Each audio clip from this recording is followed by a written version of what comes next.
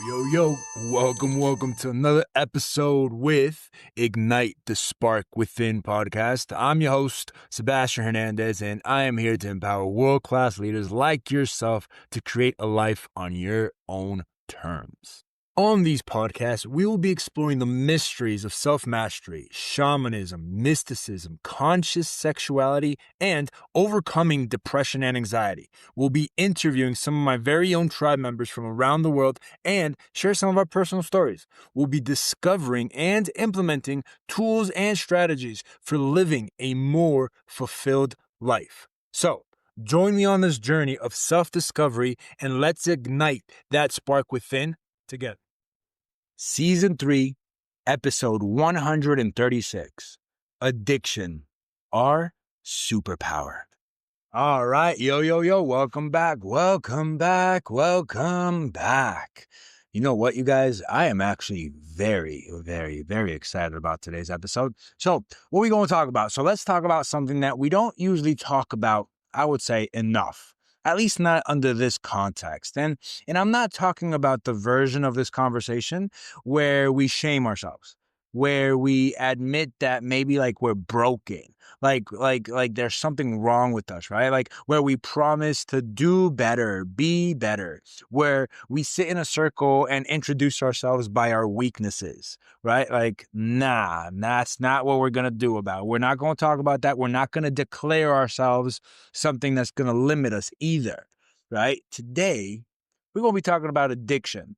Not the addiction of I'm addicted and I will forever be an addict, but rather what about the addiction as a superpower? And again, this isn't about like a recovery story, right? Or like the rock bottom redemption, right? Not the I hit my lowest point and I finally saw the light narrative. Like, no, this is about transmutation. This is about alchemy. This is about the moment you stop running from our addiction and start running with it. Ooh, yeah. What if we like turned that obsessive, compulsive, all-consuming energy into unstoppable momentum?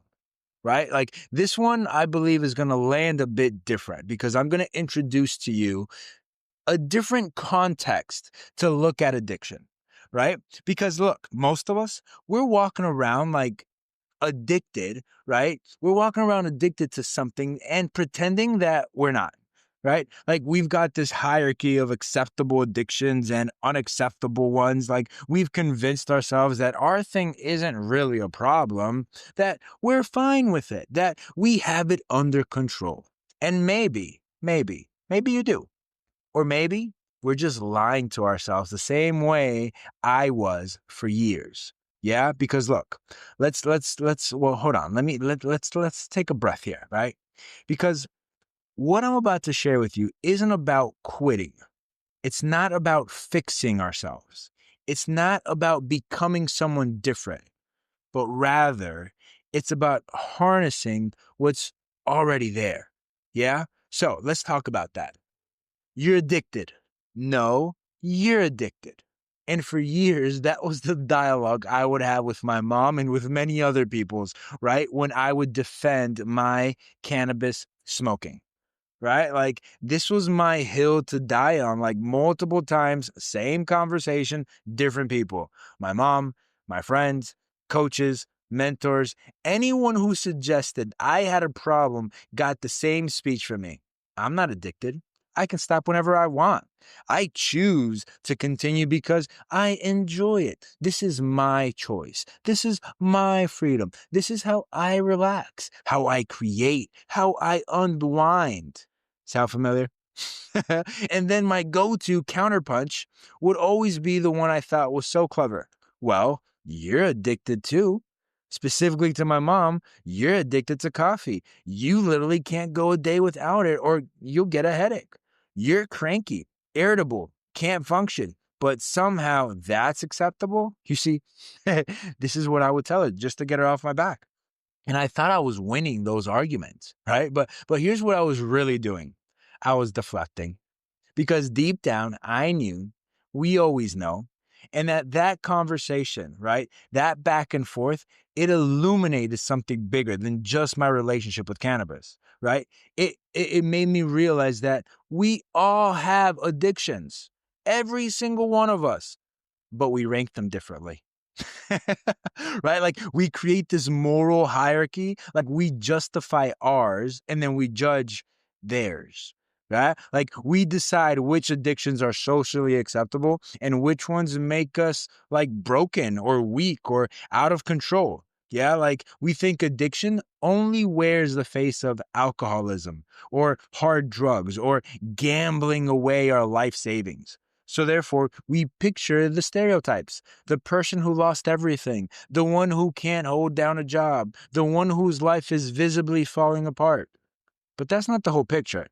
That's not even most of the picture. You see, addiction has many faces, right? It can also look like scrolling for hours without even realizing that time passed, or your phone glued to your hand like it's a vital organ, or the whole Netflix and chill becoming like this Netflix and numb, binging entire seasons in a weekend.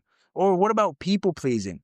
Right? People pleasing until you're completely empty, saying yes when your body is screaming no. Or what about those that like to work out, right? Workoutism. I don't know if that's even a word, right? But we're like missing a gym session sends you into like a spiral of shame. Or what about perfectionism, where good enough is never good enough? Or what about performanceism, right? Where our worth is tied to our productivity. Or what about validation seeking, right? Where we're constantly checking likes, constantly checking comments, constantly checking views, measuring our value by external metrics. What about shopping, right? That hit of dopamine when you click buy now. But what about food, where it's not for nourishment, but for numbing or for comfort or for control? What about busyness? Staying in constant motion so we can never feel like we're not enough or we're not doing enough. Or what about control, where we micromanage everything because uncertainty feels like death? What about relationships, when we jump from person to person because being alone terrifies us? You see, we're so quick to point out addiction in others, and often we completely are oblivious to how ours impact us. Why? Because we've normalized them. We've made them acceptable. We've given them cute names. Like, I'm not addicted to my phone. I just need to stay connected. Or, I'm not addicted to working. I'm just ambitious. Or, I'm not addicted to being needed. I just love helping people. Yet, truth be told, a lot of us would rather keep our addictions because we enjoy them. We like them. These are our things, our escape, our entertainment, our coping mechanisms, our rituals. It's become our identity. Yeah, like they're woven into the fabric of our daily life. Like they're how we start our day, how we end it, how we celebrate, how we cope, how we connect. So, here's a question that isn't asked enough. And it's, what if we stopped trying to quit our addiction? Well, there's a thought. What you mean? What do you mean? Right? Like, hey, it's just like, oh, you got to stop. You can never do that again. You're always going to be an addict. Man, that's harsh. So what if instead of fighting them, shaming them, hiding them, pretending they don't exist, what if we learned to channel that energy into something powerful? What if we turned our addictions into a superpower by learning to earn them, by making them the reward instead of the escape? And I want you to sit with that for a second, because I know that this could be pretty out there, especially if you've never heard this before. But I promise you, this reframe can change everything. Right now, let me take you to the first time I discovered this, right? So the first time I experienced my addiction as a superpower was the first time I felt this shift in my body. And it was based off my results in my life. And that was when I wrote my book, right? It Takes a Leap. Now, let me paint you this picture, yeah? I had been trying to write that book for years. I think it was like 5 years at the time, like years. It was always in progress. Like, it's in progress, always almost done, always on my vision board, my goal list, my someday maybe pile. I would have affirmations about it, but it never got finished because I didn't have the discipline. I didn't have the structure. I didn't have the pressure. So what did I do? I hired a coach, someone who had a reputation for getting shit done. So he looked me in the eyes and he said, all right, I'll show you how to finish your book in 30 days or your money back. Now, that was a pretty bold claim because, truth be told, I had already been like 5 years. I'm like, bullshit. I've been trying to write this book for 5 years. You're going to tell me I could do it in 30 days? Bullshit. So I was intrigued. And so therefore, I paid him. And then he tells me the secret. He goes, you have to give up something you truly love if you don't finish in the next 30 days. Something that would hurt to lose, something you do every single day and you don't get it back until the book is done. Now, at the time, like I was smoking cannabis daily and lots of it, right? Morning, afternoon, evening, after a run, before the run, after breakfast, after before lunch, just before a snack. Like it was my ritual, right? My creative fuel, or at least that's what I told myself. It was my way to decompress, my reward at the end of a long day. So I took the challenge. I committed. If I don't finish this book in 30 days, I will give up cannabis.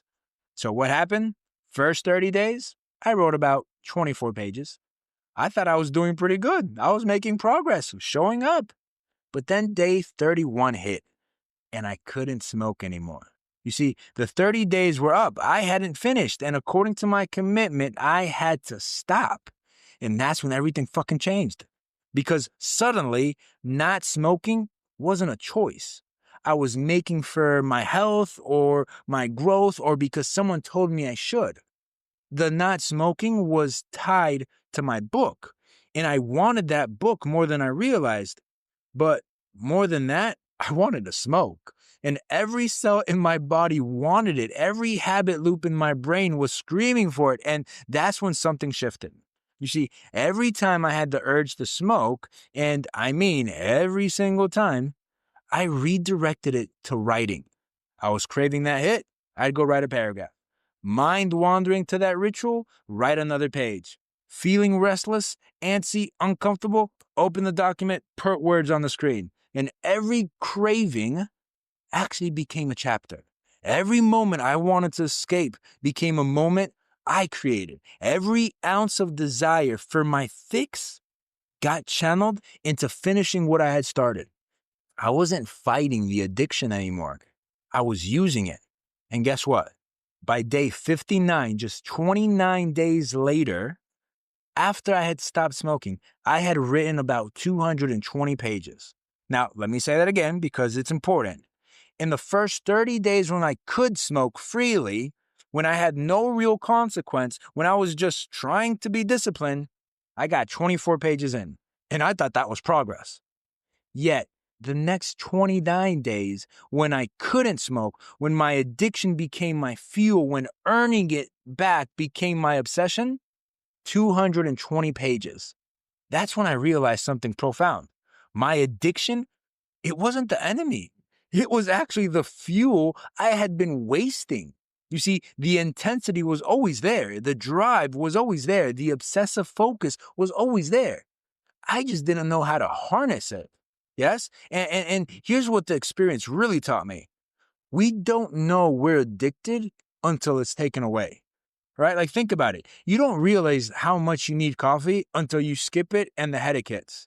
You don't realize how attached you are to your phone until the battery dies and you feel that panic. You don't realize how much you use Netflix to numb until you can't watch and you're sitting in the discomfort of your own thoughts. You don't realize how addicted you are to being needed until no one asks for your help and you feel purposeless. You see, withdrawal is the truth teller, and it shows us that we've been pretending we could live without it. And here's the thing about our culture, our society, the entire recovery industry. We're told to quit, our addictions, to move away from them, to stop, to resist, to fight. We're constantly reminded how bad they are, how they're destroying our lives, how we need to be better, stronger, more disciplined. We go to meetings, we get sober coins, we count days, we white knuckle our way through cravings. And look, for some addictions, especially ones that are truly life-threatening, that harm others, that prevent basic functioning, yes, intervention is necessary. But here's what no one says. Knowing your addiction is bad is not enough to make you stop. Just because you know it's harmful, just because you know it's destroying your life and your family is not going to be enough to make you stop. Yes? If shame created transformation, we'd all be enlightened by now. If guilt built discipline, we'd all be unstoppable. If willpower alone worked, no one would struggle. But truth be told, we do. We struggle. We relapse. We fail. We try again. We fail again. Why? Because we're fighting against something that has tremendous fucking power in our lives. We're trying to suppress energy instead of redirecting it. We're treating the symptom instead of leveraging the force. Now, let's talk about what's actually happening in our brain when we're addicted to something. You ready? Our brain has the reward system. We call it the dopamine pathway. And dopamine, it's not actually the pleasure chemical like we think. It's the I want that chemical. It's the anticipation, it's the desire, it's the drive. You see, when you engage with your addiction, whether it's smoking, whether it's scrolling, whether it's eating, whether it's shopping, working out, whatever it is, your brain releases dopamine in anticipation of the reward, right? Like the wanting is actually more powerful than the having. That's why you can spend 2 hours scrolling and yet feel empty afterwards. But that urge, though, that urge to pick up your phone is still intense the next time you're bored, right? Like that's why we can smoke and it doesn't even hit the way it used to. But yet we still crave it with that same intensity. You see, the addiction isn't really about the substance or the behavior. It's about the dopamine hit from anticipating it. And here's that wild part, right? That our brain can't distinguish between good obsession and bad ones. The same neural pathways that fire when we're craving our addiction, that's the same pathway that fires when we're pursuing our goals, when we're chasing a dream, when we're building a business, when we're creating art. The mechanism, it's identical. The intensity, the focus, the drive, the obsessive thinking, the inability to let it go, it's all in the same circuitry. So the question, yes, isn't how do I stop being addicted? The question is, how do I redirect this power? You see, most of us use our addiction as an escape. You see, something stressful happens, we scroll. Anxiety starts to creep in, we smoke. We start feeling overwhelmed, we binge. That uncomfortable emotion surfaces, we numb it. You see, that's our default. It's our autopilot. It's our go-to coping mechanism. And look, I'm not judging that. We all need ways to regulate. We all need relief. But here's the problem with using addiction as an escape. It never actually solves anything. So we scroll for an hour and the deadline is still there. We smoke and the anxiety still returns. We binge and we still feel empty when the credits roll, right? Our escape is temporary. The problem remains, and now we've trained our brain that the only way to deal with the discomfort is to avoid it. So we need to escape more, and the tolerance builds, the dependency deepens, and on top of that, we feel guilty about it. We feel ashamed, we feel weak, not to add all the other people on top telling us how bad and wrong we are for doing the thing that we already feel bad about. You know, it's not helping. You know, it's a Band-Aid. You know, you could stop. You should stop, but you can't because it's the only relief we have. This is the prison of addiction as an escape. Now, let me show you the other side, right? Because what if What if our addiction became our reward? Yeah, not the thing we do to avoid life, but the thing we do to celebrate life. Not the thing we hide in, but the thing we earn. This is the shift. This is the alchemy. You see, instead of stress happens, which leads to I escape into my addiction, which then I feel worse, which then I need it more, we replace with I take an aligned action, and then I earn my reward, and then I feel accomplished, and then I want to earn it again.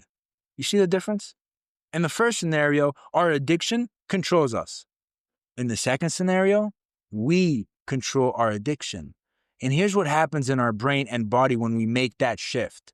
All of a sudden, we feel good about our addiction. Not guilty, not ashamed, not like we're doing something wrong. No, we feel proud because we earned it. We did something to deserve it. It becomes a celebration, not a crutch. And that changes everything because now our brain is associating our addiction with accomplishment instead of avoidance, with creation instead of escape, with power instead of weakness. Now let that land. Yes?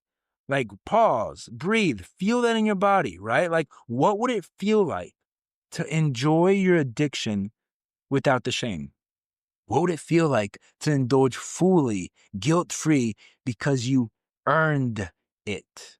And here's what people don't understand about addiction, right? The level of intensity we have in pursuing our addiction is extraordinary. Think about it. Think about the lengths we'll go to get our fix. The way our mind obsesses over it, the focus, the drive, the determination. We will rearrange our entire schedule.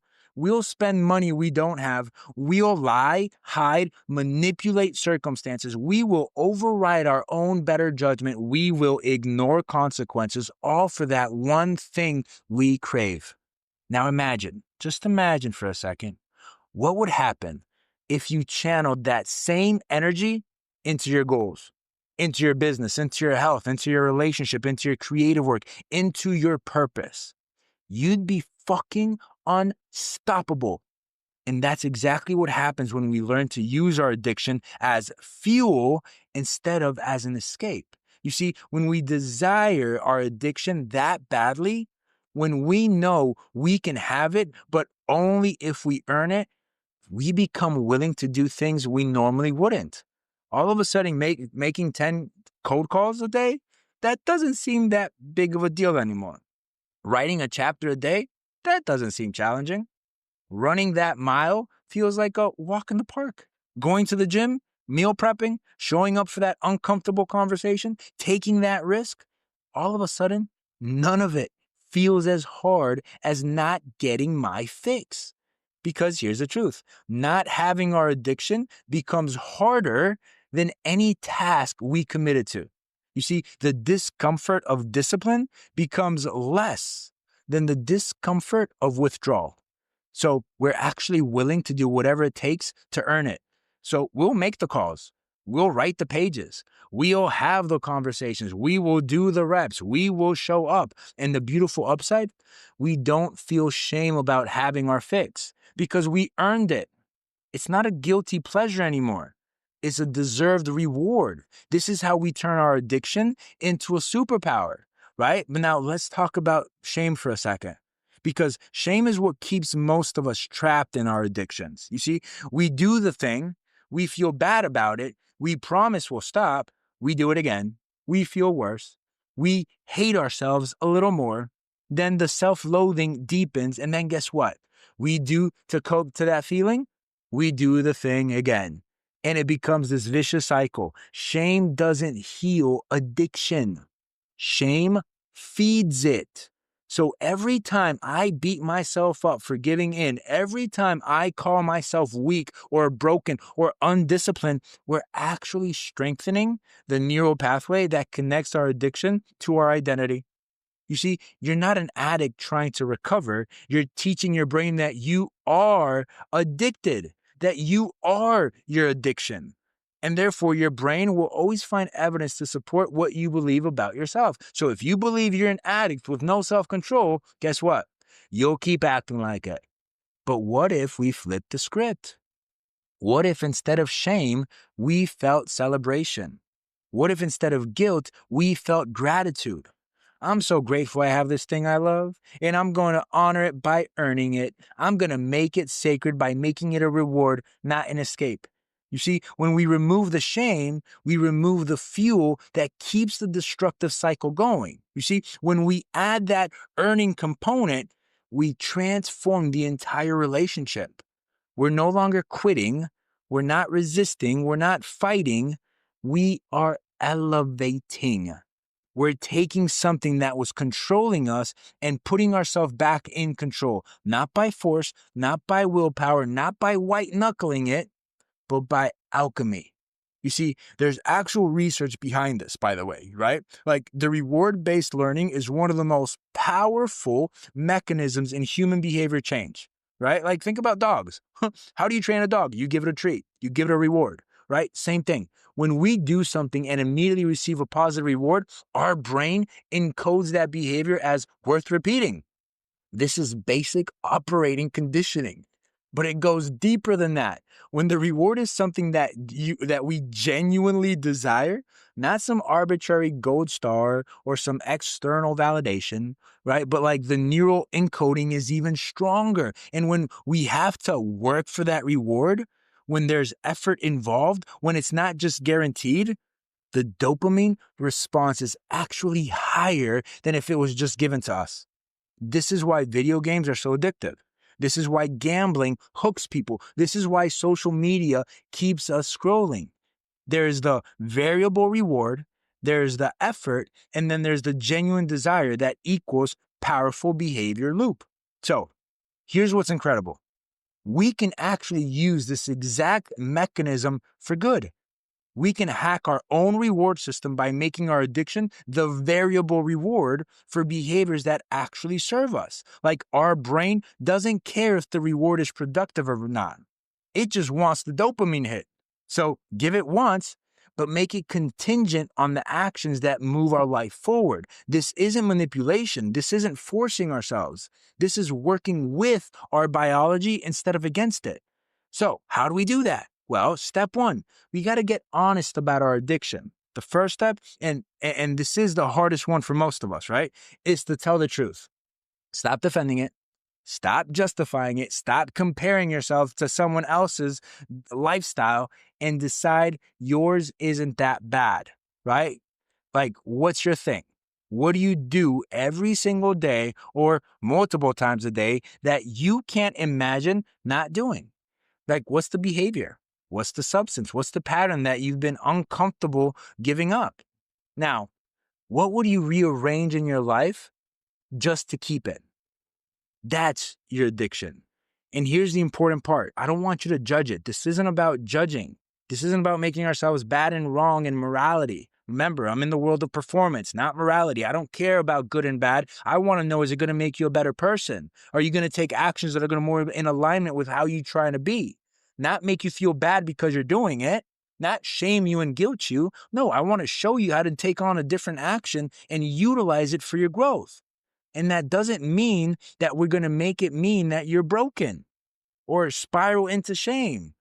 Don't start the, well, maybe I should quit inner dialogue. No, just acknowledge it.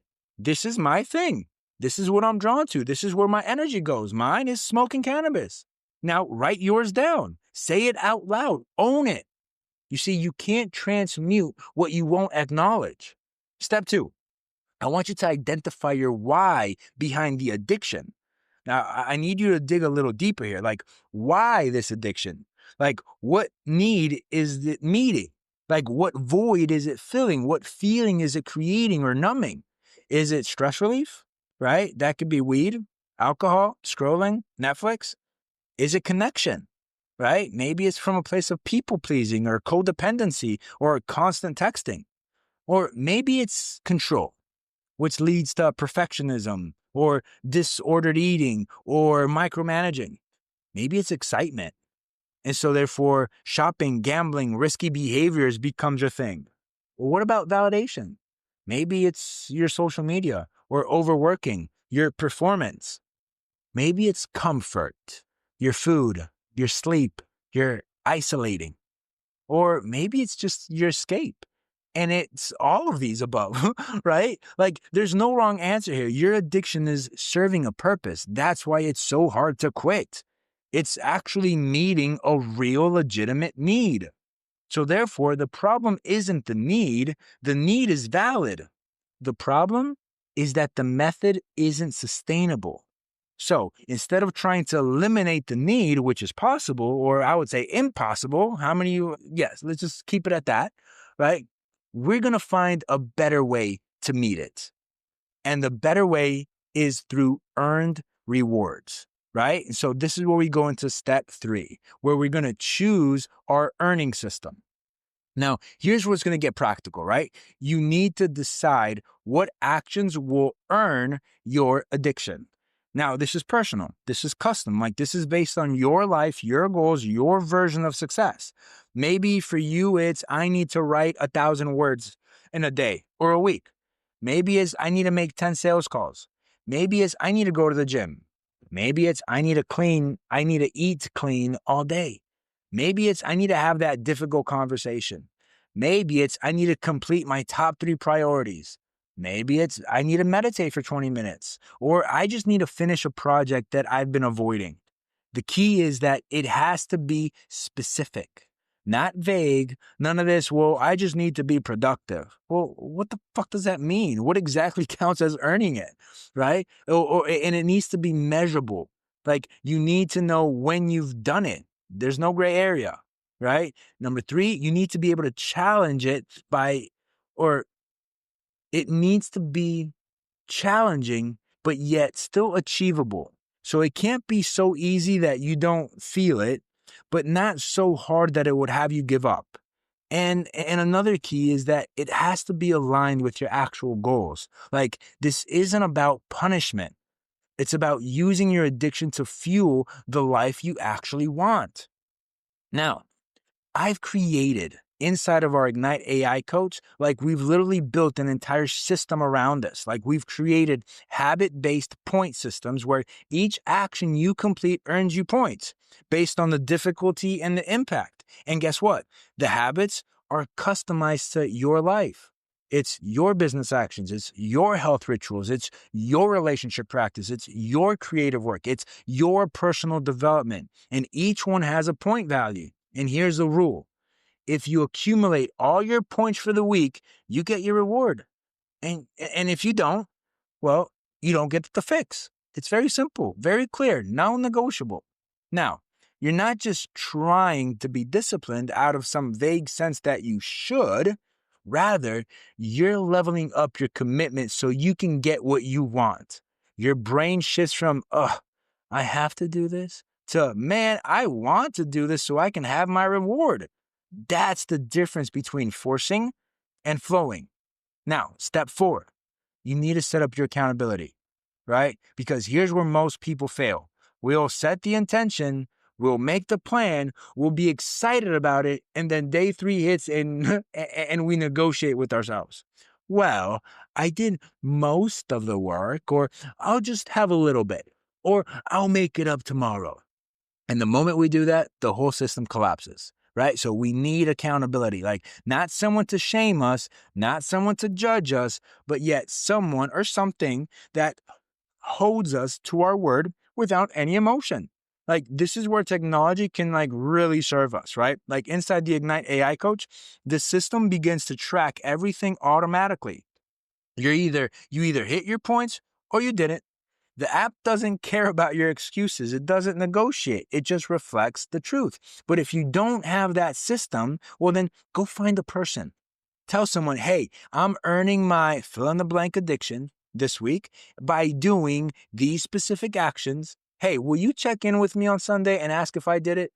Right? Like make it someone who will actually hold you accountable, not someone who's going to let you off the hook. Like your commitment is only as strong as your accountability structure. Now, step 5, celebrate your earned reward. And here's the most important part of that people often skip. When you earn it, you celebrate it. Don't half-ass it. Don't feel guilty. Don't say, well, I still shouldn't. No, you did the work. You earned the reward. Enjoy the absolute hell out of it. Savor it. Indulge. Feel proud. Because this is the moment where your brain encodes the entire loop. It says, interesting. I took an action and then I earned my reward and I feel amazing. I want to do this again. So if you earned your smoke session, go smoke with pride. If you earned your Netflix binge, go binge guilt-free. If you earned your shopping spree, go shop with joy. If you earned your rest day, for goodness gracious, like rest fully. Like the celebration is not optional. The celebration is actually the fuel that makes you want to earn it again. And over time, something magical happens. You start to love the process as much as the reward. You start to feel powerful because you're keeping your word to yourself. You start to trust yourself because you're following through. And your addiction, it becomes less of a need and more of a sacred ritual. So let's go over some journaling thoughts here that I would love for you to consider, right? So when you get a chance, pause and grab your journal and let's go deeper, yeah? So first, I want you to ask yourself, what's my actual addiction? The one I've been defending, hiding, or minimizing, yeah? Number two, what would happen if I couldn't have it for 30 days? And I want you to be honest about the withdrawal, right? Like the discomfort, the void.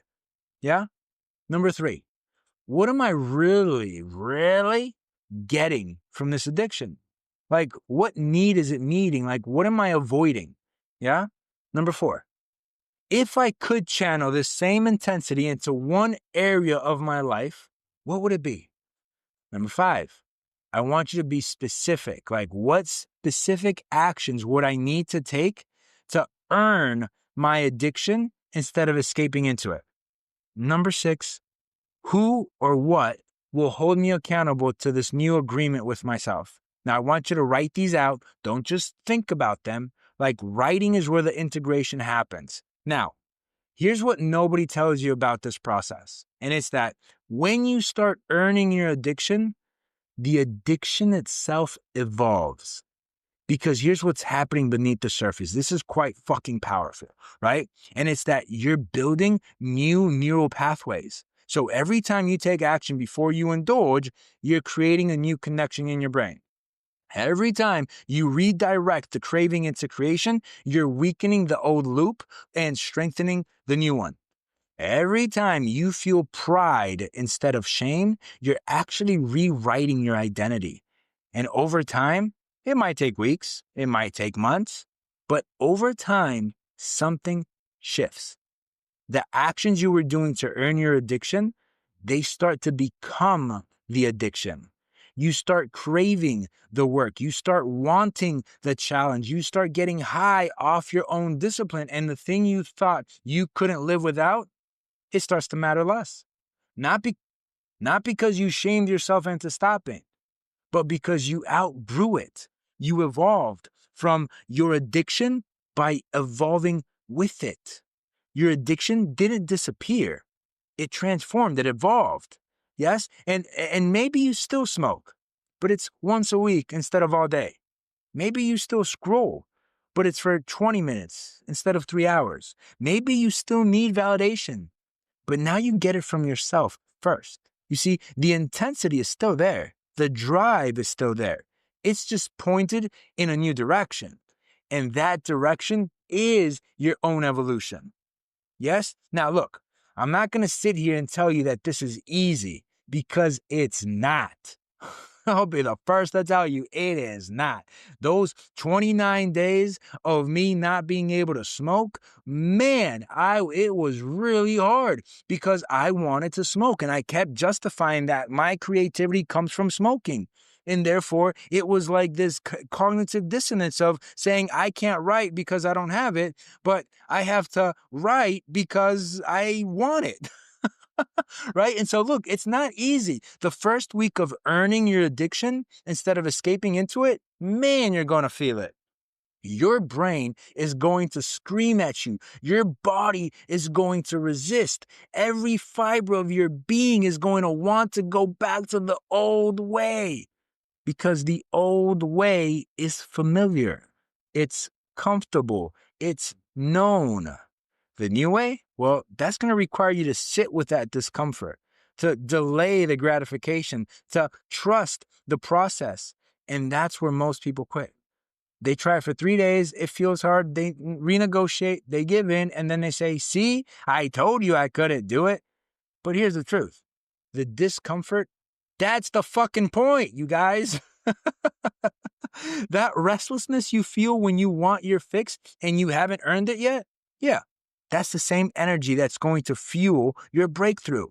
So you sit with it, you breathe into it, you redirect it, use it to write another page, use it to make another call, use it to take another step. You see, the discomfort doesn't mean you're doing it wrong. The discomfort means it's actually working. Your brain is rewiring, your patterns are shifting, your identity is evolving. In that process, it's supposed to feel uncomfortable. So stay with it. And here's the beautiful part that nobody talks about. When you learn to transmute one addiction, you learn how to transmute all of them because it's not actually about the substance or the behavior. It's about our relationship with the intensity. You see, once we learn how to harness that obsessive energy and point it where we want it to go, everything changes. We become someone who doesn't need external substances to cope. We become someone who can sit with discomfort and transform it. We become someone who uses our edges as fuel instead of fighting them. And that's when we become alchemical. And that ripples out into every area of our life. You see, our relationships get better because we're not escaping into them. Our work gets better because we're channeling our focus. Our health gets better because we're honoring our body. And our creativity explodes because we're using the energy instead of numbing it. You see, one shift creates 1,000 shifts. That's the power of learning to work with our wiring instead of against it. Now, listen, I know what you've been told about your addiction. You've probably been told that you're weak. You've probably been told that you're broken. You've probably been told that you're out of control, that you need to fix yourself, and that there's something wrong with you, that you've probably been told multiple times to quit, to resist, to fight, to white knuckle your way through. You've probably been told that your addiction is the enemy. You've probably been shamed. You've probably been made feel guilty. You've probably made feel like you're a piece of shit. But what if it's not the case? What if your addiction is actually the most powerful force in your life and you just haven't learned how to use it yet? What if that intensity, that obsession, that unstoppable drive you have toward your fix? What if that's your superpower waiting to be unlocked? And every time you redirect that craving into creation, you remember who the fuck you are.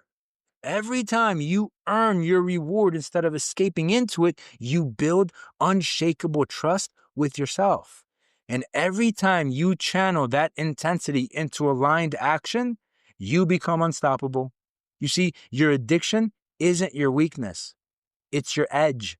It's the thing that makes you different. It's the thing that gives you fire. The thing that, when properly channeled, will take you places other people can't go because other people don't have your level of intensity. Other people don't have your capacity to obsess. Other people don't have that hunger, but you do. And once you learn how to aim it, once you learn how to harness it, once you learn how to earn it, you become inevitable. So stop shaming it. Stop hiding it. Stop pretending you don't have it and start using it.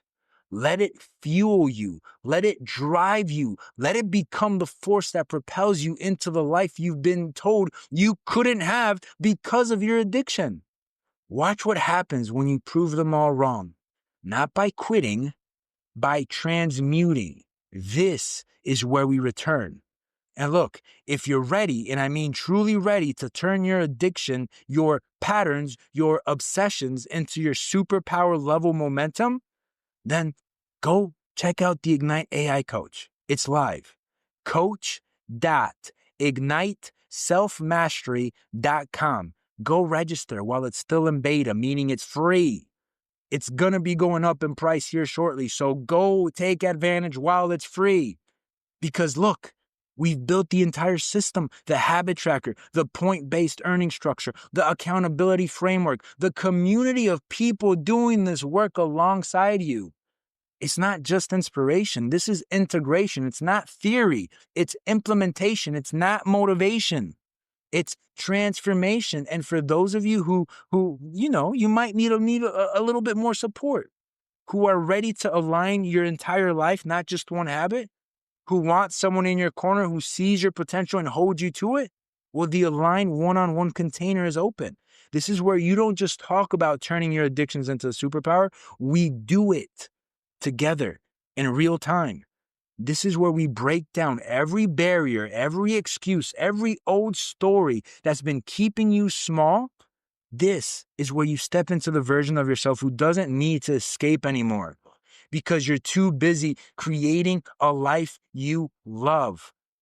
Let your presence ripple beyond your own healing and into the healing of the collective, because that's what happens when you stop escaping and start embodying. You become a force. Yeah? So listen, tribe, I see you. I see your intensity. I see your fire. I see that thing you've been calling a weakness, and I'm telling you, it's not. It's your fuel. It's your gift. It's your edge. So go earn your fix. Go do the work. Take the action. Keep your word to yourself. And when you do, go fucking celebrate. Celebrate the absolute hell out of it. Feel the pride. Feel the power. Feel what it's like to be someone who doesn't need to escape anymore because you're too busy rising. You got this. I believe in you. So keep igniting that spark within. Boom!